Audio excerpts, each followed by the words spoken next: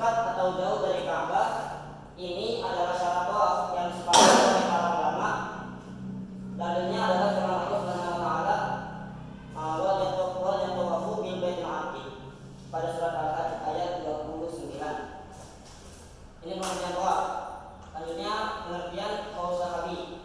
Jadi sebelum membahas tentang implementasi tawaf dalam ibadah haji, kita bahas dulu pengertian dari qaul sahabinya. Qaul sahabi ada dua pendapat. Yang ini pertama adalah perkataan seorang sahabat yang tersebar pada sahabat-sahabat yang lainnya tanpa diketahui ada sahabat lain yang menentangnya. Yang kedua, fatwa seorang sahabat atau mazhab fikih di dalamnya terdapat permasalahan tentang ijtihadiyah. Tujuan tawaf pada dasarnya adalah untuk mengingat Allah. Karena kenapa? Diriwayatkan dari Sunan Abu Dawud dan Al-Tirmidzi dari Aisyah radhiyallahu anha bahwasanya Rasul bersabda, sesungguhnya tawaf di Baitullah, sa'i antara Safa dan Marwah dan melempar jumrah merupakan ibadah yang dilakukan untuk mengingat Allah. Yang kedua, secara umum adalah menunjukkan syiar Masjidil Haram di samping untuk memperoleh pahala yang bisa dari Allah Subhanahu wa taala. Sunnah tawaf. Ketika tiba di Masjidil Haram, kita hentikan baca talbiyah dan segera menuju Ka'bah membaca doa. Yang kedua, disunahkan ketika masuk Masjidil Haram dimulai dengan kaki kanan lalu membaca Bismillahirrahmanirrahim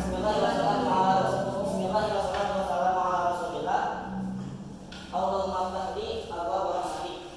Yang ketiga, ketika kita mulai melihat Ka'bah, maka berdoalah Allahumma anta salam wa minka salam wa inna rabbana bisalam. Yang keempat, membuka pundak sebelah kanan untuk laki-laki. Yang kelima, mendekat ke Ka'bah apabila mampu. Jadi kalau dia nggak mampu mendekat ke Ka'bah itu tidak apa-apa. Yang keenam, sholat sunnah di belakang makam Nabi Ibrahim setelah tawaf.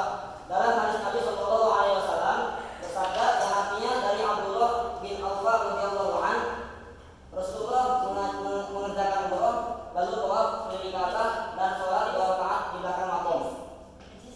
Berikutnya, implementasi tawaf. Ini adalah materi pokok daripada PPT saya. Yang pertama, memulai tawaf dari tempat yang sejajar dengan Hajar Aswad ditandai dengan lampu hijau lalu kemudian berjalan dengan 3 cara. Jadi dimulai dengan 3 cara. Yang pertama adalah jadi kita menghadap ke Hajar Aswad. Yang kedua, mengisyaratkan tangan dengan melambaikan tangan ke arah Hajar Aswad dengan mengucapkan Bismillahirrahmanirrahim Allahu Akbar. Jadi sambil menghadap ke Hajar Aswad, kita melambaikan tangan Bismillahirrahmanirrahim Allahu Akbar tanpa mencium tangan. Yang ketiga, jika sudah memulai tawaf, disunahkan untuk berlari kecil khusus laki pada 3 putaran pertama dengan mengambil posisi yang dekat dengan Ka'bah dan berjalan biasa pada 4 putaran berikutnya. Jika seseorang tidak rutin berlari kecil, maka karena banyak orang yang tawaf dan suasana yang berdesakan, maka lebih baik ia melakukan tawaf semampunya. Yang B adalah menyentuh rukun yamani. Ini adalah tidak diwajibkan, tapi ini dianjurkan. Menyentuh rukun yamani ialah memungkinkan. Setelah menyentuh, maka kita akan berdoa, Rabbana atina fid dunya hasanah wa fil akhirati hasanah wa qina adzabannar. Dari rukun yamani sampai Hajar Aswad boleh baca apapun selama tawaf. Baca Quran, mau membaca hafalannya, mau baca zikir, shalawat, itu gimana kalian? Berikutnya, macam-macam tawaf menurut kaum sahabi terbagi dari 5 bagian. Nah, ini adalah macam-macam tawaf dari para sahabat. Jadi 5 bagian. Yang pertama tawaf qudum. Tawaf qudum ini yang tawaf dilakukan oleh orang-orang jauh. Orang yang bukan ada di sekitar Mekah dan sekitarnya. Jadi orang jauh datang ke Mekah, namanya tawaf qudum. Yang kedua tawaf ifadah.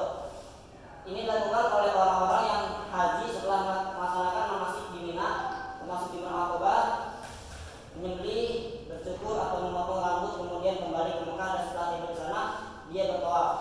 Dinamakan tawaf idofah karena meninggalkan Mina dan menziarahi Baitullah. Dinamakan tawaf ifadah karena dia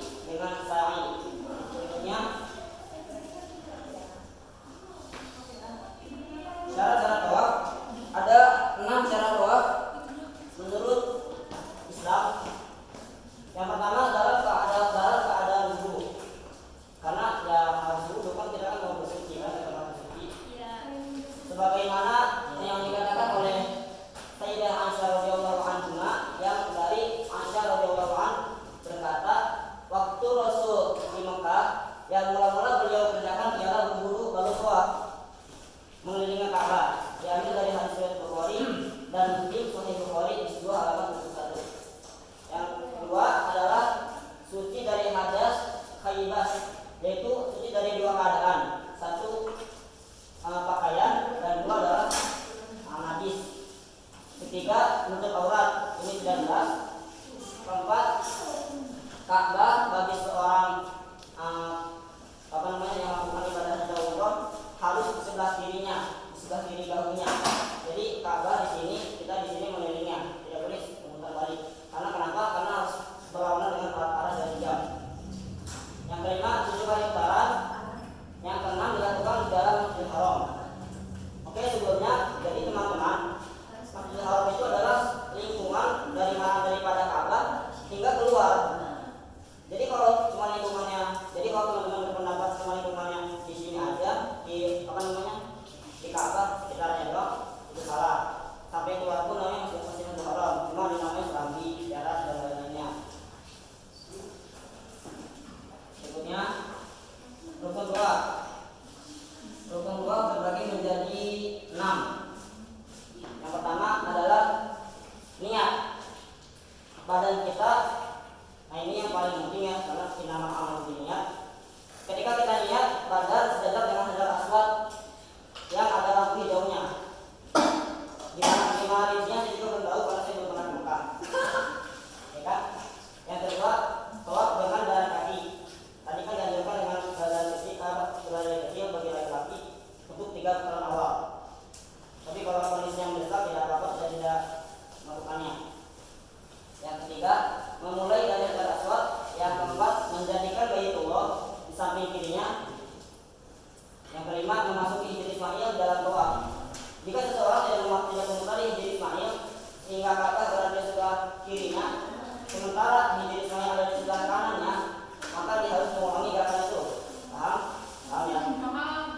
Yang keenam, menyempurnakan 7 kali putaran. Tidak boleh lebih dan tidak boleh kurang. Jadi harus 7 kali putaran sebagaimana awal